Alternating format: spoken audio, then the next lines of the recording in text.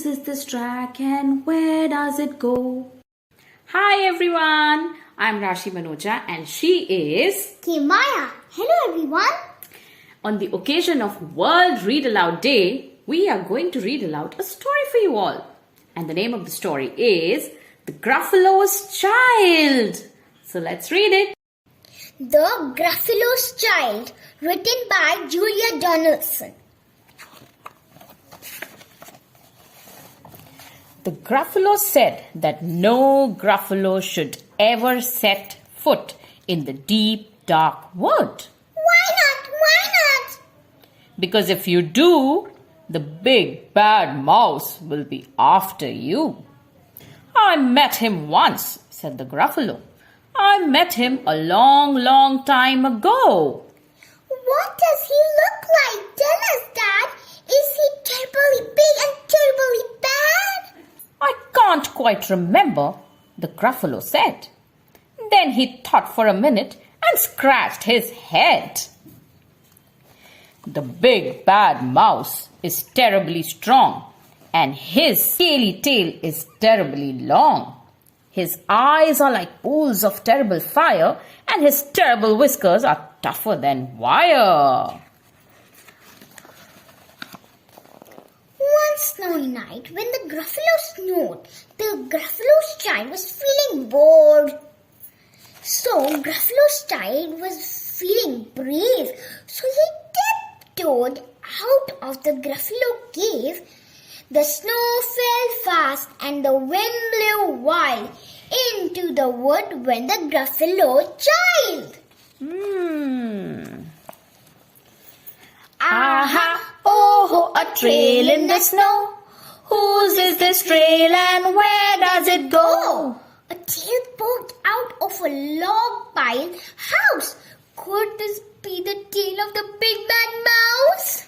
Look at the tail. Out sit the creature. His eyes were small and he didn't have whiskers. No, none at all. You're not the mouse? Not I, said the snake. He's down by the lake eating Gruffalo cake. The snow fell fast and the wind blew wild. I'm not scared, said the Gruffalo's child. Aha, oh, marks in the snow. Whose are these marks and where do they go? Two eyes gleamed out of a treetop house. Could these be the eyes of the big bad mouse? Could these be the eyes of the mad mouse, big bad mouse, Maya? Let's find out. Down flew the creature. His tail was short and he didn't have whiskers of any sort. You're not the mouse. Too-hoo, not I, but he's somewhere nearby eating Gruffalo pie. The snow fell fast and the wind blew wild. I'm not scared, said the Gruffalo's child.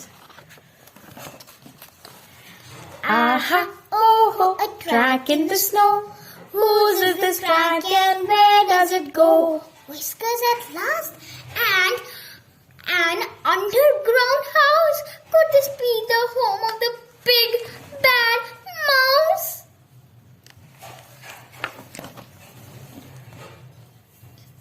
Out slunk the creature. His eyes weren't fiery. His tail wasn't scary. His whiskers weren't wiry. You're not the mouse? Oh no, not me. He's under a tree, drinking Gruffalo tea. It's all a trick, said the Gruffalo's child, as she sat on stump where the snow lay piled. I don't believe in the big bad mouse. But here comes a little one out of his house. Not big, not bad, but a mouse at least. You'll taste good as a midnight feast. Yummy. So here's the mouse. Wait, said the mouse. Before you eat, there's a friend of mine that you ought to meet. If you let me hop on a hazel twig, I'll beckon my friend, so bad and big. The Gruffalo's child unclenched her fist. The big bad mouse. So he does exist. The mouse hopped into the hazel tree. He beckoned, then said, "Just wait and see." Out came the moon. It was bright and round. A terrible shadow fell into the ground. Who is this creature so big and bad and strong? His tail and his whiskers are terribly long. His ears are enormous. Over his shoulder, he carries a nut as big as boulder. The big bad mouse! Yelled the Gruffalo's child. The mouse jumped down from the twig and smiled. Aha, oh, prints in the snow. Whose are these footprints? Where do they go? The footprints lead to the Gruffalo cave, where the Gruffalo's child was a bit less brave. The Gruffalo's child was a bit less bored. Look at the Gruffalo's child sleeping with his daddy. And the Gruffalo snored and snored and snored. Hope you all enjoyed the story. Bye-bye and keep reading.